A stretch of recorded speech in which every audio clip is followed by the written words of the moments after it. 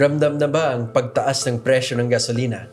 Pero, ang tanong, bakit nagbabago ang presyo ng gasolina at bakit ngayon ay tumataas ito? Kasi hindi lang ito tungkol sa gas. Kapag tumataas yan, damay ang pamasahe, pagkain, delivery, lahat. Welcome to Common Ground. Pag-uusapan natin lahat tungkol sa pagtataas ng presyo at kung paano ito direktang naapekto ng buhay ng bawat Pilipino.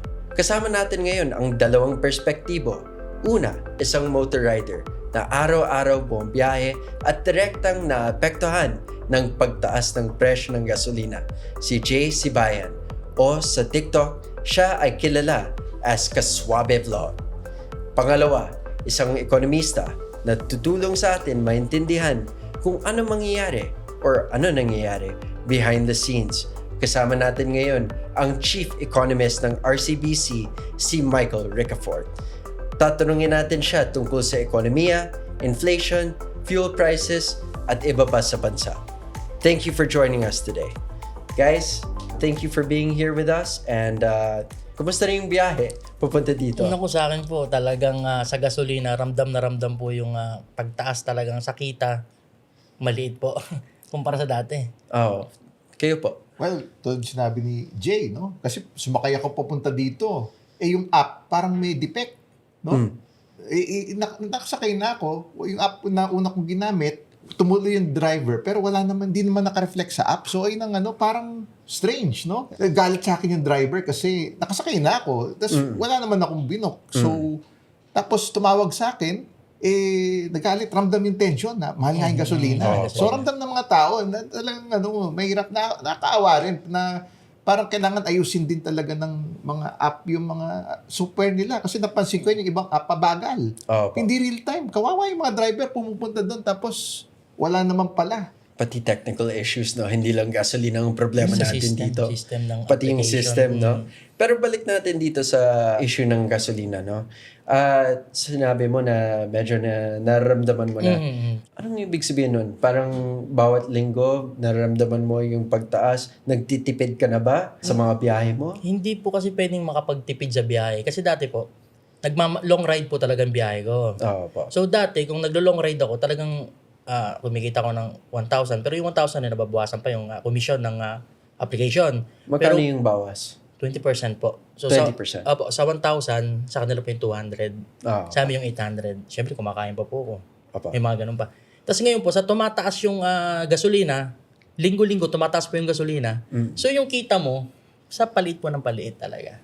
At hindi naman na nababawasan yung persento na kinukuha ng app? Hindi po nababawasan ang percent na nakukuha ng app. Bukod po doon, hindi tumataas ang rate namin. Yung fare namin, yung pamasahe po namin.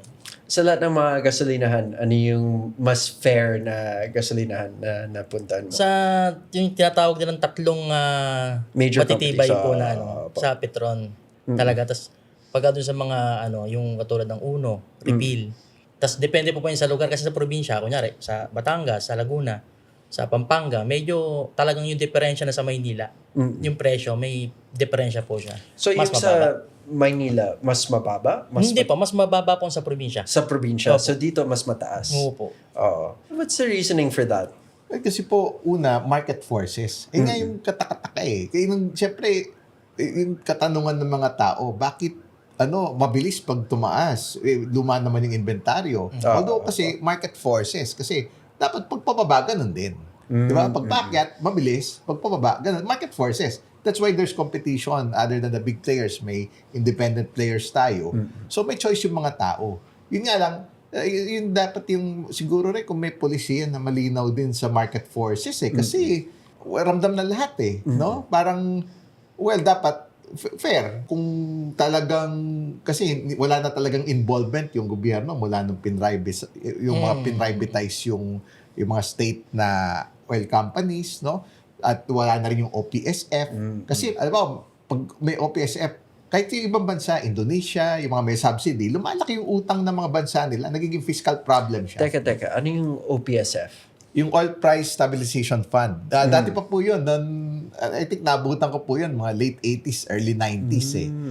Yun kasi, yung sumasalag supposedly, pag tumataas yung world price, may pondo yung gobyerno para isubsidize yung langis. Pero lumaki yung subsidiya to the Opo. point na lumaki yung budget deficit, yung utang ng bansa. Opo. Kasi dahil, siyempre, hindi popular na i-adjust yun pag market yung presyo. So, subsidize lang na subsidize. Pag bumababa naman, hindi rin ma-adjust accordingly, no? Noong mga time na yon, hindi lang dito sa bansa natin, hanggang ngayon, yung ibang bansa na may subsidiya, problema sila kasi palaki ng palaki yung mga utang ng bansa kasi dahil nga popular para to make everybody happy. Pero yun nga lang, lumalaki yung subsidiya na sinasalo ng pamalaan.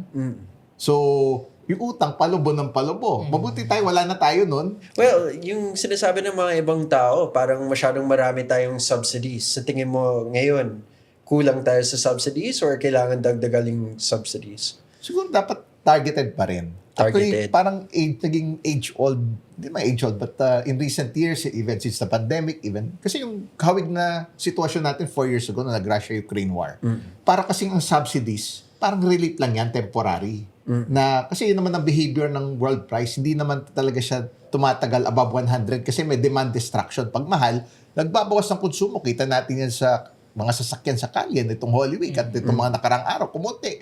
Kasi pag mahal, bawas. So, may demand destruction tsaka nag-a-act yung mga central banks. They would deliberately slow down the economies by way of raising interest rates kasi may inflationary factor dyan Nagtataas yung presyo ng apektadong mga produkto. So, nandoon din yung pamahalaan, kaya yung subsidies, isa yon. Kasi it's a delicate balancing act Excise tax ba ang gagamitin or targeted subsidies sa mga PUV drivers especially kasi sila yung pinaka-apektado. Ang mitiin nun, para hindi po ipasa sa pamamagitan ng mataas na pasahe, masasalag ng konti, mitigate, tempered siya. Ganon din yung subsidiya sa mga mangingisda kasi crudo yung nila, input Ganon yung mga magsasaka, yung mga mechanized equipment na, pati syempre babiyahe, malayo na probinsya, sa syudad, sa mga palengke. So, imbis na bigyan sila subsidy, yun dati, yun ang naging, kahit ng pandemic din, hawig din, 4 years ago, ganun din. Total, sila naman direktang naapektuhan. Sila yung nababawasan ng kita. So, sila yung binibigyan ng subsidiya. Bukod sa transport sector, kasi otherwise, malaki yung fair hike petition So, medyo mababawasan yon. At the same time, yung presyo ng mga isda, laman dagat, hindi mapapasa. Pati yung presyo ng mga pagkain na binabiyahe. So, hindi na, yung presyo na ipasa, mabawasan. Hindi yung trabaho ng pamahalaan, yung non-monetary measures para i-mitigate yung inflationary risk na tinatawag sa ekonomiya natin. Kasi minsan sometimes ang tanong dyan, would it delay the inevitable na pagtaas ng presyo? Parang ganon. Tataas at tataas siya. So sinasalag na lang ng pamahalaan na mas intelihente kasi limitado yung budget natin. So yun lang yung mga may pinakakailangan, pinakapektado. Yan, sa kanila binibigay, TVNS drivers, jeepney drivers, tricycle drivers. So yung transport sector lang talaga or yung mga ibang sectors? Pati fisher folk din, no? Yeah, pati yung mga agricultural sector. So, dahil limitado yung pondo, mas intelligent, mas targeted, sila naman talaga yung apektado, dapat sila yung unang binibigyan ng subsidiya. So, but it's really meant to be temporary. Ito kasi sitwasyon ngayon, kakaiba itong may Strait of Hormuz kasi ngayon. Dati wala yun. Yung supply, parang nauubos yung mga supply ng mga bansa na masyadong dependent sa imported na langis o petrolyo. So, kahit mahal, binibili. Tulad yan, from Russia. Ang window lang na binigay ng US dahil may sanctions yung Russia hanggang April 12 lang. O kahit mahal, kunin na. Ganun nangyayari ngayon. Kaya medyo nananatili siya above 100. Dati hindi naman ganyan. Sandali lang, bumababa na dahil sa demand destruction. Ngayon kasi parang supply Wala naman kasi yan dati. Hanggat walang lumalabas na langis sa Strait of Hormuz na matino, medyo, at least ngayon may paunti-unti na. So, kailangan kasi mapunan yung inventories. Kaya nga nandito yung, at least maganda naman yung proactive yung national state of energy emergency, no? Para yun, at least worst case scenario planning, di naman natin, at least wag naman natin hilingin na mangyari yun. At least handa tayo. Kung mangyari man yun, kailangan mag-rasyon, kailangan mag-prioritize sinong bibigay, kanino i-allocate sa transport sector, sa utilities, sa kuryente, sa yung mission critical na industries. Handa tayo. Kung sakali at least ngayon, steps in the right direction, pinayagan na ng Iran na makalayag yung mga barko, yung mga makapag-deliver ng langis dito, yung mga tankers ng Pilipinas, papunta dito sa bansa natin. We're already going from yung price ng gasolina all the way to yung nangyayari sa Strait of Hormuz. But before we get into that in more detail, gusto ko malaman on your end, tungkol dito sa mga subsidies, naging beneficiary ka ba? Nakatanggap po tayo. Talaga? Opo. So, anong klaseng subsidy ang nakuha Ano mo? siya yung sa 5,000 po siya 5,000. 5,000. Ano to? Ikes, Tupad? Hindi siya tupad, sir Galing sa Ang tawag DSWD? dito. DSWD. DSWD. Sa Manila. Ang tawag Manila ba City. nila fuel subsidy? Fuel subsidy po. Fuel subsidy. Opo. Nakatulong ba to? Makakatulong siya, pero hindi siya pang matagalan. Oo, totoo. Di ba? Oo. Maubos at mauubos na po kagad siya. Opo. Yun po, parang, pero kahit pa paano, nakatulong pa rin po siya. Itong 5,000, ginamit mo lang para sa fuel mo or Kung akong tatanungin, hindi ko lang po doon nagamit talaga eh. para saan? Kahit maaaring nagamit ko 2,000 sa gasolina. Yung Opo. iba po, pagkain. Oo, Di ba? oo. Pero naramdaman mo na sa market ngayon, yung pagtaas ng presyo ng bawat commodity, yung presyo ng pagkain, Opo. yung presyo ng... Bigas. Ikwento mo na. Bigas. Magkano ang Dati bigas? ang binibili ko talagang bigas, 52. Opo. Ngayon, 62. 63, 65, Medyo 66. malayo yun sa pangako ng Opo. admin na Mahal dapat pa ang 20 bigas. pesos. Ang binibilang ko ng bigas na tindahan, yung malalaking tindahan. Pag bumili tayo sa maliit na tindahan, mahal talaga ang bigas. Pero ang binibilang kong tindahan, yung medyo malaki, parang grocery. Pero ganun talaga yung presyo niya. Pero lahat, yung mga gulay, yung mga karne, lahat ba Tumaas tumataas? po. Opo, tumaas po. Talaga po. Tumaas po. So, maliban dyan, may mga ibang aspeto ng buhay mo na naapektuhan dahil dito sa oil crisis natin.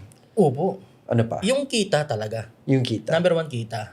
Tapos, syempre, sa umaga pa lang, iisip mo, bibiyahe ba ako? Ang tumaas na naman yung gasolina. Pag bumiyahe ba ako, kikita ba ako?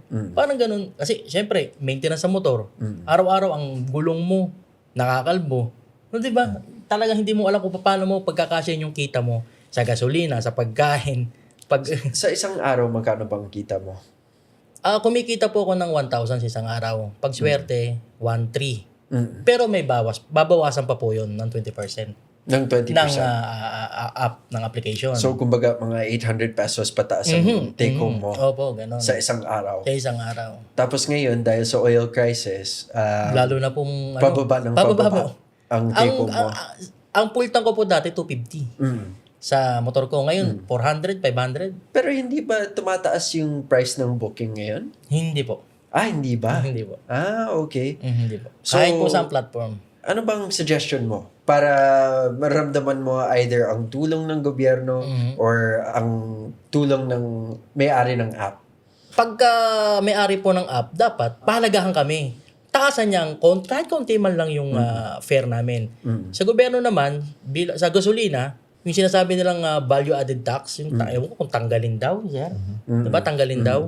May mga Yung sa VAT? gusto na tanggalin yung VAT. Yun po. Yun ang naano ko, pero ewan natin.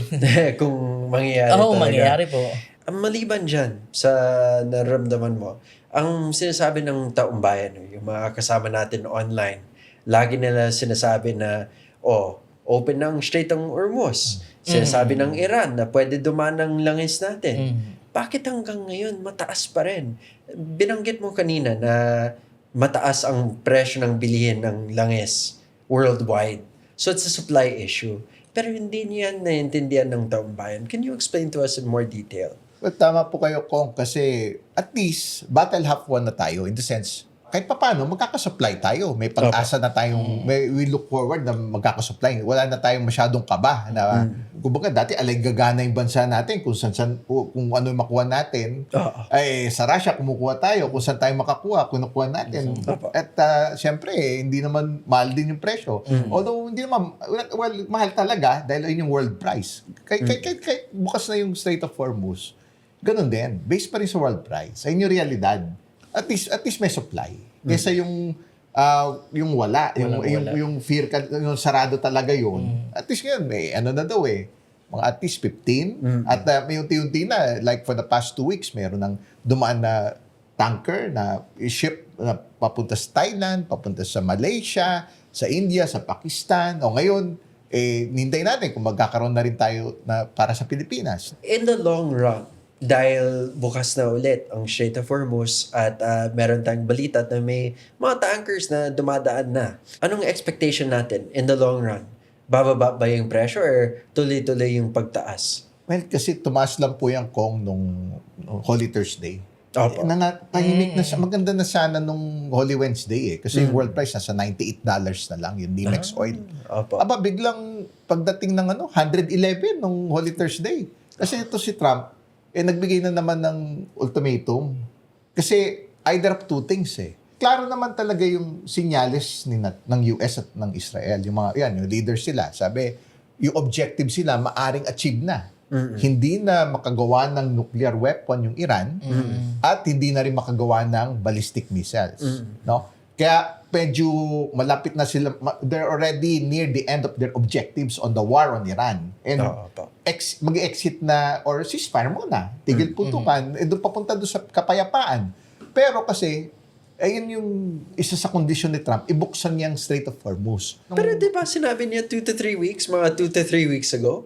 Yeah, parang prolonging the agony. Tama po yun, Kong. Sabi niyo Parang parang 2 weeks ago, sabi niya 48 hours, no? Yes, two weekends ago, 48 hours. Ayun ang panakot niya. Yung biggest na electricity, yung mga power facilities ng Iran, yung titirahin niya. Nako, at dahil dyan, nararamdaman natin all the way over here in the Philippines, yung fluctuation ng price. Ay, yung mga desisyon po nila yan, yung mga nagigera. Yung mga desisyon nila, kaya ramdam natin lang ang sangkatauhan. Billions of people around the world, wala naman tayong kinalaman lahat dyan, pero yan, naghihirap tayo, naramdaman natin, babae tayo mahal. So, yung mga desisyon po nila yan. But aside from that, Jay, I know na yung mga kasama natin, lalo na yung mga riders at transport group, takot sila na baka mauubusan tayo ng gasolina. Totoo ba yan? Opo, kasi pag sobrang walang-wala na, sa pagtaas lalo. Sa paglobo lalo presyo ng gasolina. Tapos kung sakaling mawalan, papaano? Sabi nila, magbabaran out daw. May malawakang brownout. Pumipila na ba yung mga kasama mo para mag-ipon ng gasolina? May mga kakilala po. May ako. mga, may meron mga na. kakilala na po akong nag-iipon talaga ng gasolina. Well, dapat ba talaga sila matakot? Kasi nabasa ko somewhere na we have between 45 to 50 days worth of gas. Is it time to panic or wala pa? Ay, tumas naman po, Kong. At least yung metrics officially, bago mag-Holy Week, naging 51 days na from 45 days. Gawa nga na nag-angkat tayo yung pinakabago last week, yung 700,000 barrels from Russia na crude oil. Na ipaprocess yun ng Petron at magiging finished goods, no? Gasolina, diesel, LPG, and so on, no? So, hindi dapat tayo mag-panic muna. Well, hopefully, we look forward now. At least, magandang balita yan na pinayagan ng Iran na, makadaan yung mga barko papuntang Pilipinas para maghatid ng krudo at mga ibang energy products, no?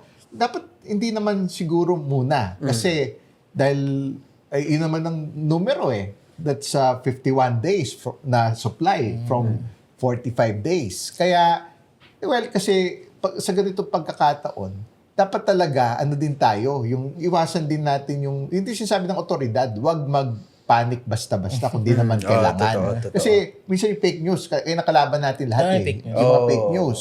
Na, yun, at least, klaro naman yung ating authorities, no? Yung mga, klaro naman yung sinasabi naman nila yung numero, no? Sinasabi naman nila yung, ginagawa nila ng yung iba't ibang paraan. Kasi, yung nag-commit na yung mga albawa, yung mga paraan na hindi tumaas basta-basta yung presyo ng mga bilihin. Like, nag-commit yung mga manufacturers, at least 20 of them, na for 1 to 2 months, walang price hike. Gawa nga, dahil understandably, old stock naman So, they have the leeway. Parang makatao din naman, siguro, it's appealing to the conscience ng mga, sa business Yung mga sector. business owners, no? Yes. Tanong ko lang, ano yung naramdaman ng mga followers mo? I'm sure nag-complain na sila sa'yo na bakit ito yung nangyayari or sinasabi nila, ito yung naramdaman ko, ito yung pinagdadaanan ko. Ikwento mo naman dito. Ang number one na tanong palagi sa akin ng mga followers natin, nakatanggap ka na ba? Paano ako makakatanggap ng subsidy? Yung fuel subsidy po. Opo, May mga opo. hindi po nakatanggap. Merong mga name na wala sa list. Yung po yung number 1 talaga na tinatanong nila sa akin. So, ibig sabihin, sa sobrang taas ng gasolina, parang lahat ng rider gustong makakuha talaga. Oh, may mga nag-complain nga tungkol sa mga subsidies. Sinasabi nila na parang pumipila nga sila para sa subsidy at ang dami nilang kailangan i-fill up. Totoo ba yan? Opo. Wala talaga yung name nila sa list. Hindi So, nila alam pipila sila, tapos pag abot nila dun sa dulo, wala pala yung pangalan nila. Sasabihin nila, tignan nyo sa LTO. Tignan nyo sa ganito. Anong sinasabi nila after that na tungkol sa mga Wala, di subsidies? masama po loob nila. Oo, Talagang kamot sa ulo. Ang ganun ko talaga, masama loob nila na dapat, kasi sabi ng pag may lisensya ka, Opo. matik bibigyan ka. Yung pala, pumasok sa isip ko, akala ko, basta may kahit sino, may lisensya, bibigyan. Yung pala, kailangan may list pa rin na manggagaling sa platform kung saan ka tatrabaho. Ganun pala yung pag wala, sorry, kung wala yung name mo sa list. Oo, mahirap. Pero itong subsidy, so 5,000 yung binigay. Paano kung mas maliit sa 5,000? Balita ko nga yung mga iba, parang hindi buong 5,000 ang nakukuha nila. Parang bali-balita, kunyari, bali-balita parang binabawasan. Oh, totoo ba yan? Hindi ko po alam. Pag sa amin, wala namang bawas kami. Oo. Sa mga jeep po na, ang tawag dito, yung mahawak sa kanila, Oh, yung mga operator. yung mga ganon, Oo. parang binabawasan daw. Talaga? Ganito na lang matatanggap nila, 4,000. Oh? Yung pinagkakawawa na narinig mong kwento na nabawasan, magkano ba yung kinuha nila? Siguro 1,000 po, kasi 4,000 na lang napupunta sa kanila. 4,000 na lang. So, ayun, ito yung darker side ng subsidies, no? Na kahit meron tayong binibigay na subsidy galing sa government, minsan kinukuha pa ng mga ibang tao dun sa baba. Or pagdating mo dun sa center, wala yung pangalan mo. Pero sa totoo lang, we can't rely on subsidies forever. So, as an economist, what solutions do you see para sa oil crisis natin ngayon? But tama po yan. Yung mga subsidiya, temporary lang po yan. Ilang litro lang ang makocover nun ngayon. Tumaas pa lalo, 60 liters, baka less pa nga, no?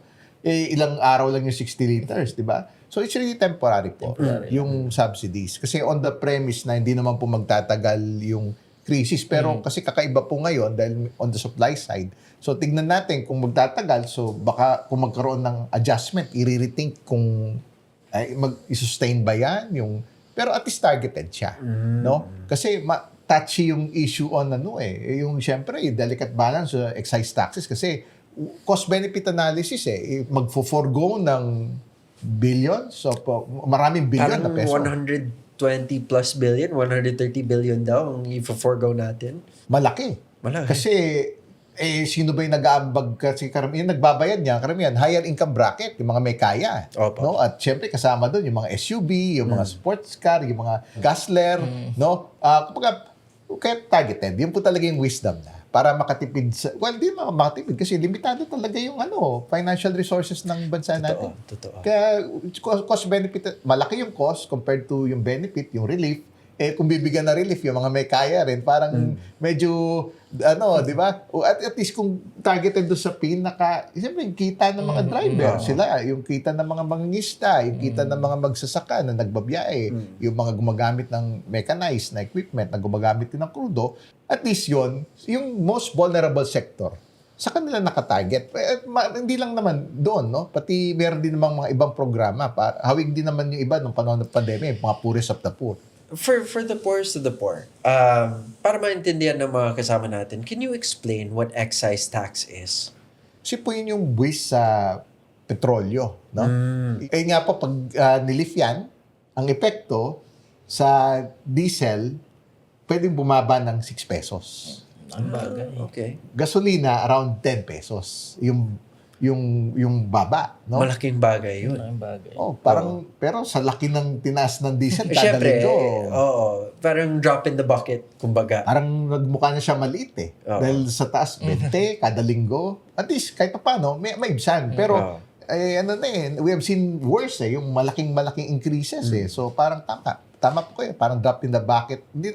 Compared do sa magiging cost na, kasi yung pinupondo din yan, yung mga programa rin, yung nakukolekta na excise tax sa mga for the poorest of the poor din. So, madedeprive din sila.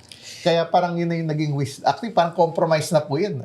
Maraming administrasyon, maraming economic team, naging consistent po doon sa posisyon na yon, no? Bigay na lang sa mga driver. Mas direct na. Bigay na lang, kasi sila naman nababawasan ng take-home pay, So, mas epektibo po talaga yung ganong approach. Pati, sige, kung meron pang ibang intervention measures, no? Ngayon, yung iba-iba pang tawag ng non-monetary measures para hindi tumaas yung presyo ng mga bilihin, no? Yung tulad nun, yung bukod doon sa iba, moral suasion, no? Parang kinakausap yung mga ibang industriya na, tsaka syempre yung age-old na, di ba, for the past 30, 40, or 50 years, yung trabaho talaga ng mga, alam mo, yung mga otoridad natin, monitor yung mga presyo ng bilihin para talagang maproteksyonan yung that's for consumer protection, for the general public. Kasi, yan talaga yung, dito, consequence, yan ang risk, kasi, yung kita, hindi naman mabilis, hindi naman nakakahabol yung kita, pero biglang lalaki yung gastos. So, magigpit na sunturin yung mga tao. Biglang, they have to save on other things. Right. Yan, itong Holy Week, ramdam na ramdam yan. Marami nagbiyahe sa malalayo. Sobrang laki ng krudo. Yung mga pamasahe, at least yung ibang pamasahe, regulated pa. Pero yung hindi regulated, biglang laki yung gastos sa transportation cost, sa fuel cost na so yung mga tao mag-iisip ngayon ng paraan yung kita hindi naman ganun kabilis para makahabol. Tapos syempre, yung ibang presyo ng bilihin susubok na ipasa yung iba-ibang industriya. Kaya sabihin na, tumaas yung pagbiyahe ng mga produkto.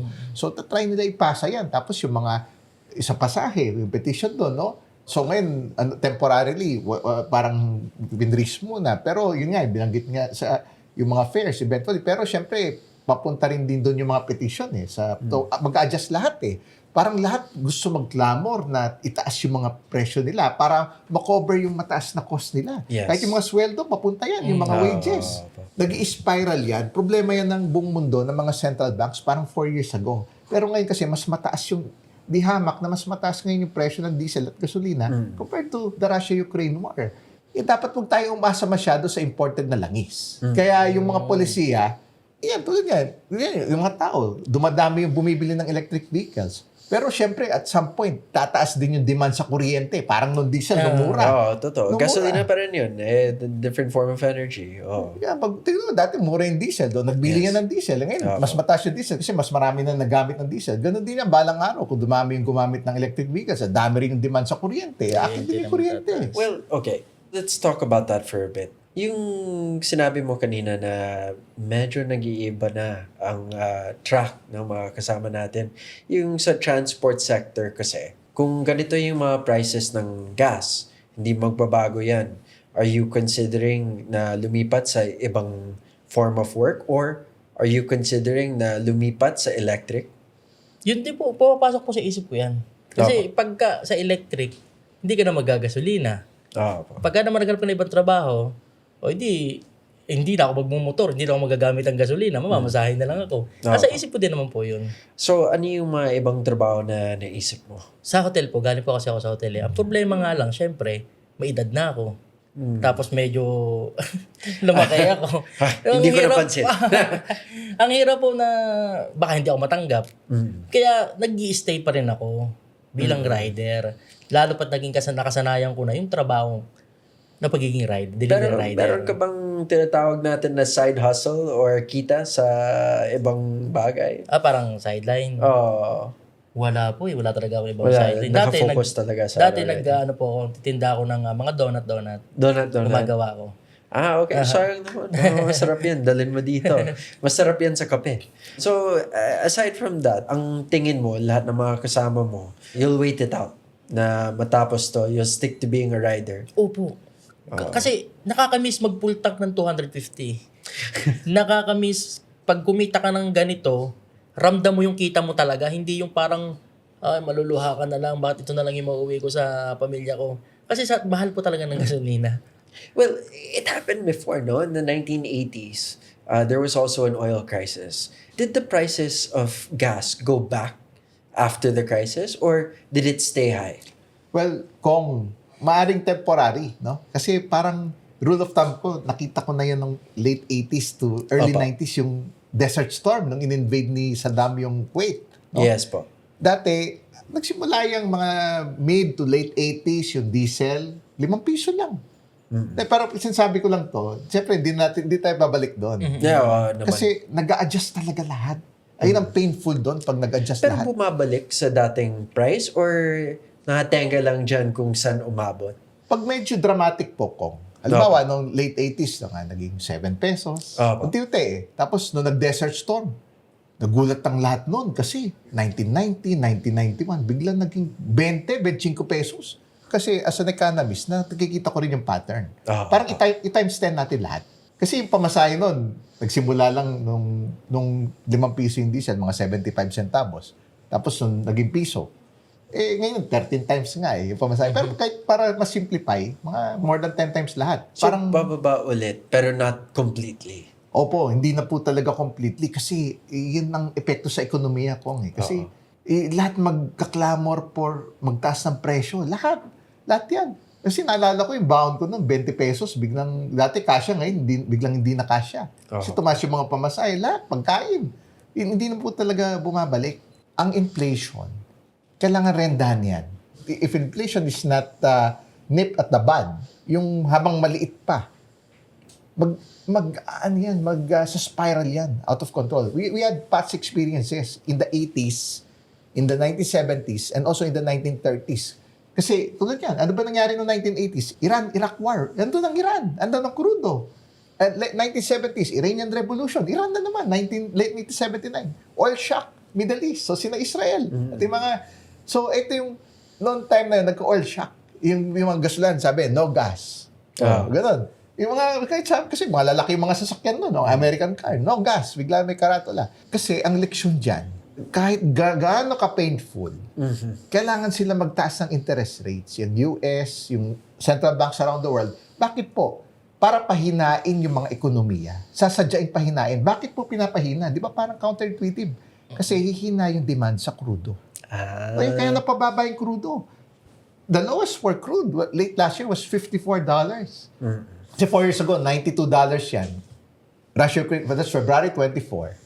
In 2 weeks' time, naging $130, pero sandali lang, tapos bumagsak. Although, konti-unti, mga 80s, 70s, pero it took about 3 to 6 months.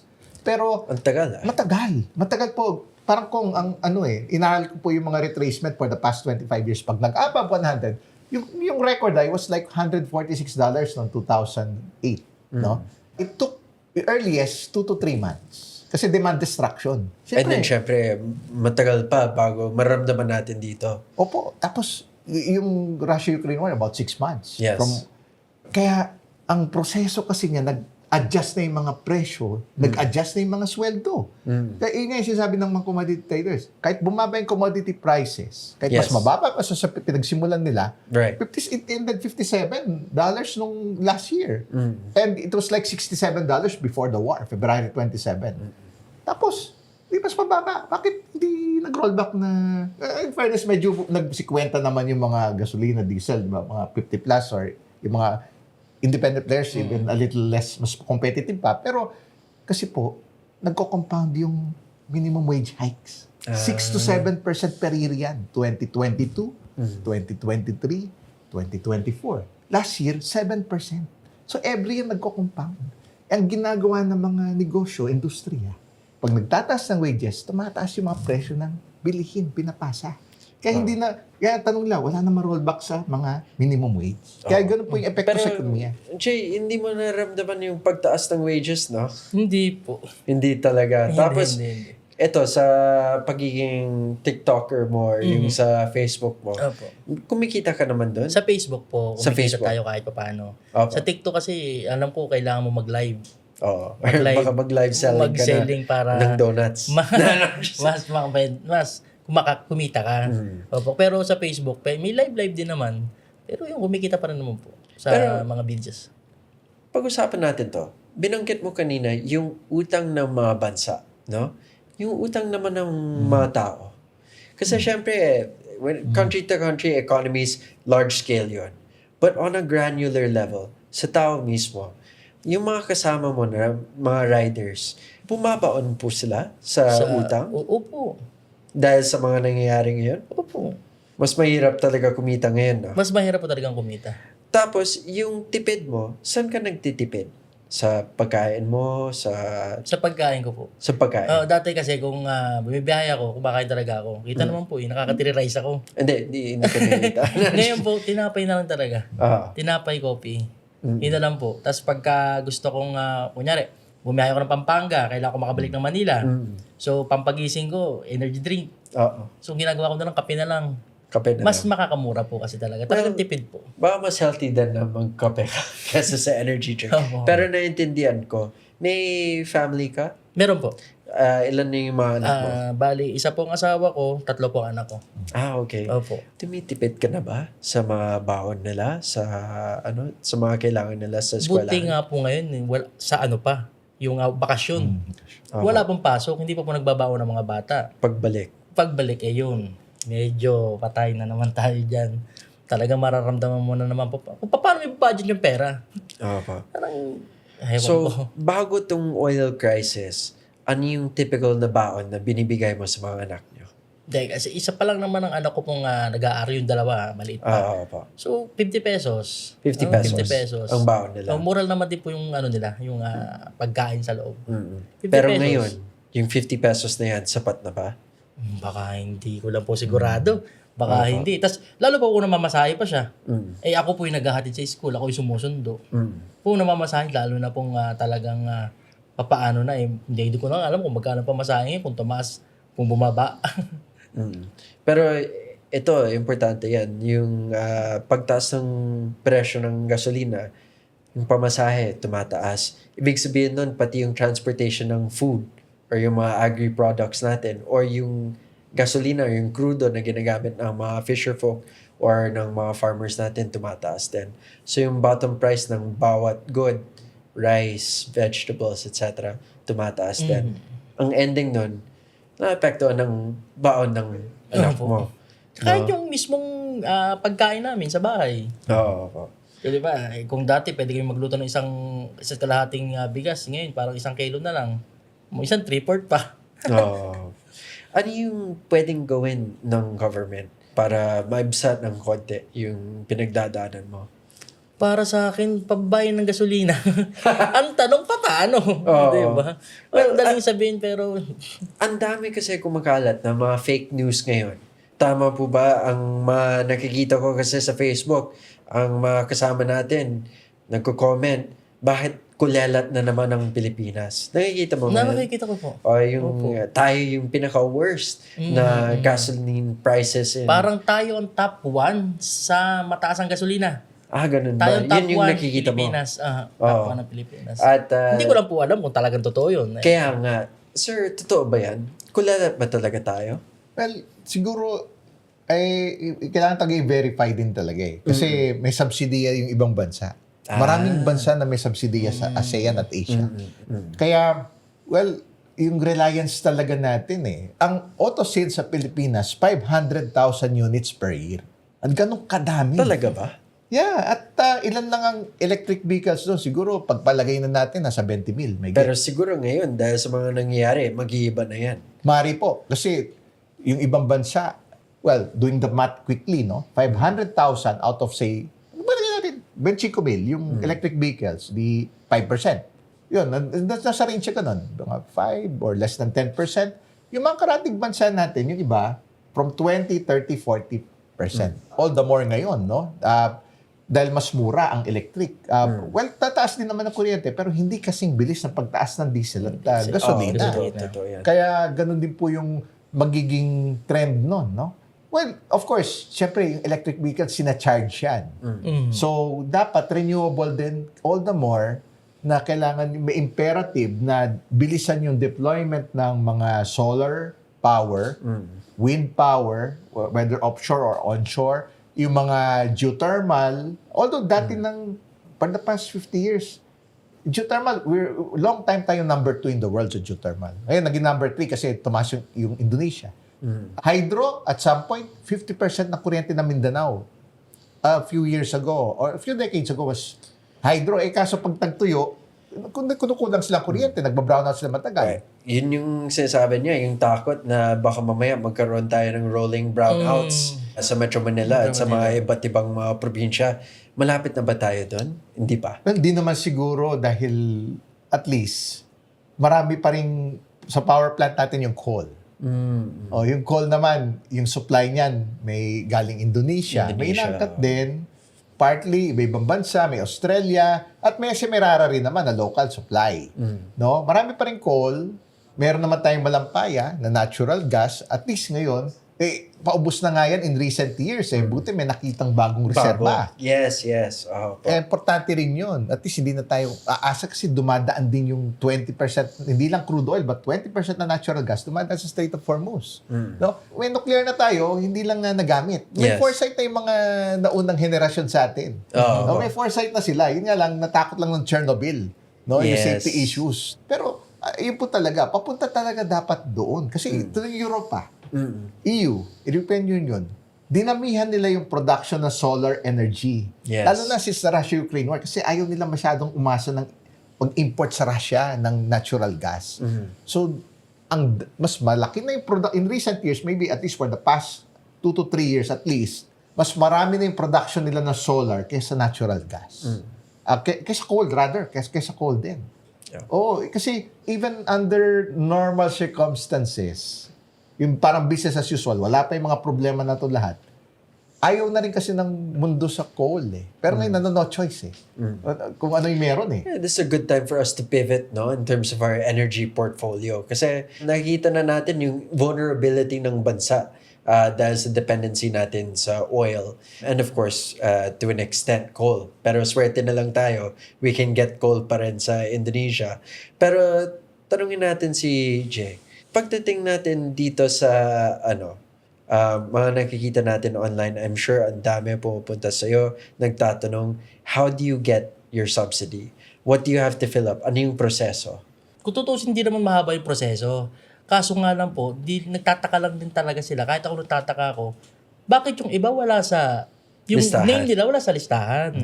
Kasi nakakapagtaka talaga. Dapat, kung ikaw ay rehistrado na ikaw ay rider ng ganitong application, dapat automatic may pangalan ka sa kanila. 'Di ba? Kasi may mga suspende, may mga naka-ban. 'Yun, maaaring hindi sila makatanggap kasi hindi nakasuspende sila, naka-ban sila. Pero yung mga kasi parang tinitignan kalimitan ng iba, pag hindi ka pala biyahe, sa ano ko lang po yun idea ko lang yun. Pag hindi ka pala biyahe, ibig sabihin, hindi ka masyadong bumibiyahe, hindi ka masyadong yung talagang lagari sa biyahe, hindi ka mapipiling makatanggap. Pero kung ikaw naman ay napakasipag mo, bumibiyahe ka talaga, makakatanggap ka. Sa idea ko lang po yun. Well, ang takot kasi, syempre, kung i-open natin to sa lahat, baka mamaya may mga tao na pumipila na hindi naman talaga kailangan ng subsidy. No? So, sa tingin mo, ano yung pwede natin gawin para maging mas maganda ang sistema? Para sa akin, idirekta na lang talaga sa tao. Sa rider. Kasi sa jeep, minsan, hindi dumidirekte. Parang may iba pang taong kakausapin. Kung di ako nagkakamali, bago ipamumudmud dun sa, direkta sa tao. Tapos, siguro, kung kahit pa ikaw ay hindi pala biyahe, siguro dapat bigyan ka na rin. Kasi, bumabiyahe ka naman rider ka pa rin ng application na yon. Dapat bigyan ka pa rin. Di ba? O kaya naman, i-check yung data nila kung sino talaga yung mga nasa list, yung kung sino yung rider nila. Kasi may maraming platform yan may green, may orange, di ba? May pula. Sasabihin ng iba, tamad tong application na to, tamad tong mag-check ng kung sino yung mga rider niya. Katulad nun sa akin, sa totoo lang, madaming hindi nabigyan, madaming hindi sa iba nabibigyan. Opo, sa totoo lang. Kaya siguro ayusin nung pinaka-management ng application. Magbato o magbigay ng name list sa kung sa dapat magbigay. Para lahat mabigyan. Pero may nakita akong post online. No? Mga tao sinasabi na baka mamaya ibalik ang patron sa gobyerno. Sangayon ka ba yan? Doon sa, sa suggestion? Siguro para sa akin sangayon ako. Kasi dati nga, di ba? Sa gobyerno naman talaga yan. Pero syempre, ang makakasagot talaga niyan, si Sir. Yung bihasa, di ba? Oo. Ako para sa, hindi ko lang alam, hindi ko lang sure, pero siguro naman mapapaganda. Kasi kontrolado ng gobyerno. Kaya niyang, kung tataas man, kaya niyang kontrolin na mababa lang. Parang ganun, hindi ka mukha ng pagka naka-private siya. Kapag tumaas to, taas talaga. Parang ganun, hindi na ko control. Sir, what do you think as an economist? Actually, yung binanggit na nga ng mga principals dyan, no? If the government can run it more efficiently, why not? No? Ayun po talaga eh. Yun yung number tanong, one. can they? Ay, yun ang talagang, kasi we can look at the track record, bakit siya na-privatize in the first place eh. Opo. Pati yung ibang assets, mga 90s yan eh. O pati yung Napocor, ganun din, di ba? Pero let's say not even government taking back Petron. Pero may mga nagsasabi na dapat ibalik natin ang capping ng fuel prices or gumawa tayo ng sistema ng regulation ng fuel prices. Sang-ayon po ba kayo dyan? Well, ngayon, market forces, supposedly. Supposedly. No? Pero minsan pag nag-aanunsyo, minsan magkakahawig. May mga nagte-take advantage. Nakikita naman natin yan sa mga ibang gasolinahan, di ba? Hindi naman lahat patas. So just like any other commodity, opa. mayroon naman regulator na nakabantay sa kanila, no? Sa jurisdiction nila na talagang yung police powers, no? Kasi para ma-curtail yung abuso. Well, bukod sa presyo, yung overall consumer protection. Parang sa palengke nga, sa mga pamilihan, may ganyan. Ganun din sa mga fuel, sa mga gasolinahan, sa mga outlet, no? So, pagtingin din yon, no? Yes. Siyempre, kung ano yung panukala ng batas, lalo na ngayon, ito kasi kakaiba eh. Hindi naman sa nananakot tayo, pero parang dapat prepared tayo sa worst case scenario, no? Pero sir, what country is doing it right? Sa ASEAN, at least. Kasi maraming subsidiya sa ASEAN eh. Kaya medyo tempered eh. Like some of them, may langis sila. Kaya kaya nila, no? At meron silang surplus sa budget sila. Kaya kaya nila magbigay ng subsidies. Yung iba-ibang governments, ganun eh. Dito sa ASEAN eh, no? So, they can afford. Just like in any other basic commodity, like rice, suporta sila sa farmers. Sa consumers yan, yung mga subsidiya sa fuel, no? Pero may cost yun, ay na reality. So, dapat talaga mahaba yung PC ng pamalaan. Kasi gastos talaga yan eh. Well, sila, they can afford kasi they have the resource, no? At meron pa silang ibang kita bukod doon. Kung limitado yung financial resources, puro utang lang ang ambag nun. No? Totoo. Lolobo yung utang. In fact, marami na tayong subsidies in recent years kasi tinatry na rin natin i-subsidize yung many other things eh. Alam mo, nung budget season, sinasabi ng mga tao na masyadong maraming subsidies, masyadong maraming pera ang binibigay natin sa mga tinatawag natin na soft project. Ngayon, ito yung mga ginagamit natin para sa taong bayan, no? Ito yung mga fuel subsidies na ginagamit natin. Ito yung mga IKES na ginagamit natin. Ito yung 5,000 pesos na tinatanggap nyo po. Tanong ko po, at what price sa gasolinahan mag-aayaw sa trabaho mo? Baka pag 200? Pag nag-200? Parang wala na eh. Wala ka nang kikitain nun. 200. Totoo, 200. Wala na. Wild naman talaga ng 200. Sana hindi Sana aabot wag. tayo doon. Opo. May hangganan talaga. I mean, sa fuel prices, sa subsidies, hindi talaga kaya ituloy itong crisis na to. But sana may magagawa tayong solution sa time being. Siguro last word from both of you. We'll start with you first, sir. What would you suggest? What can we do now that can make a difference? Well, kasi tulad niyan, wala naman tayo control sa mga leader na yan. Yung mga nagdesisyon dyan. No? Yung mga nagigera na yan. Apektado tayo. So, ibig sabihin, huwag tayo masyado umasa sa imported na langis at maraming imported na products. Kaya nga yun, binabalik na naman yung mga Buy Filipino movement. Tangkilikin natin yung atin. Pati sa enerhiya, bilisan na natin yung renewables. Yung solar, yung mga bahay, pwede na nga mag-solar eh. Bumaba na yung cost of technology for doing that eh. Well, eventually, yung mga aircon, even yung pag-recharge sa mga sasakyan, no? May capability na ngayon. Dito na dati mas mahal. So, pati yung pangkalahatan, no? Kung talagang, yung vision na Philippines would have the biggest solar farm in the world, or not only in the region, but in the world. So, totoanin na lang yun, no? Para, that's the only way. Kasi that's our oil eh. We have an abundance of sunlight all year round. It's like literally summer all year round except pag rainy season. Ayun, i-harness yun. Kasi nagawa ng EU. Mas marami na silang solar production for electricity compared sa coal. Yung political will eh. Seryoso na. Siyempre, concerted yan. Both private sector, of course, with all the supporting measures, no, to have that conducive environment to do that.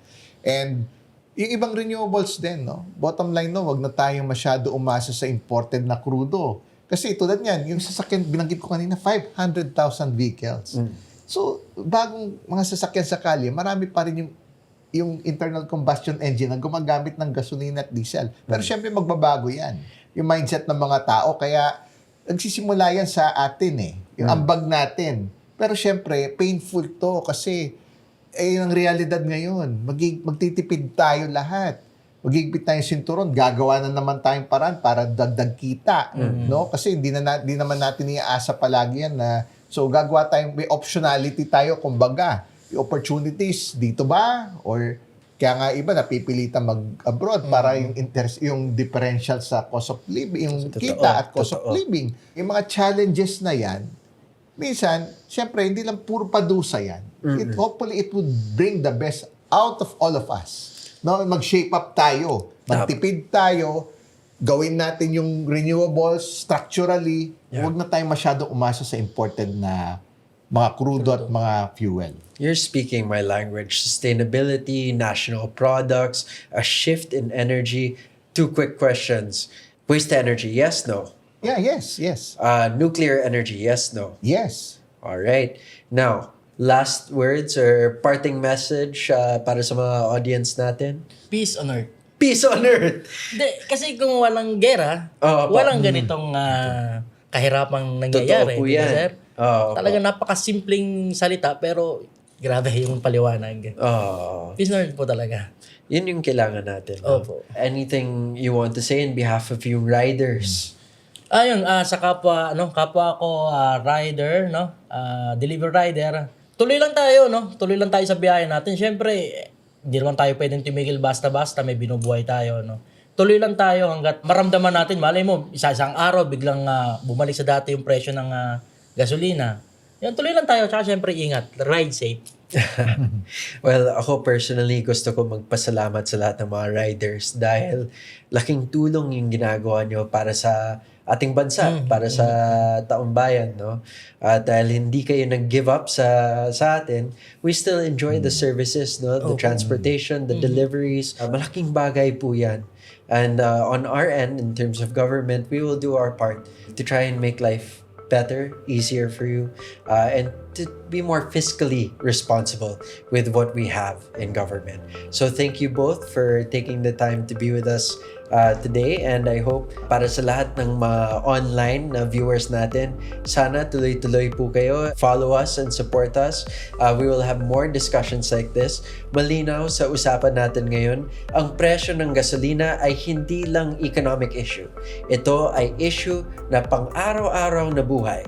Habang may mga bagay na hindi natin kontrolado globally, may responsibility tayo locally to protect livelihood.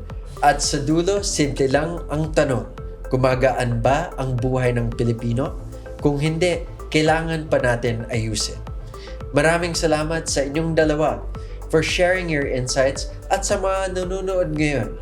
Patuloy nating pag-usapan ang mga isyung direktang nakakaapekto sa atin dito sa Common Ground.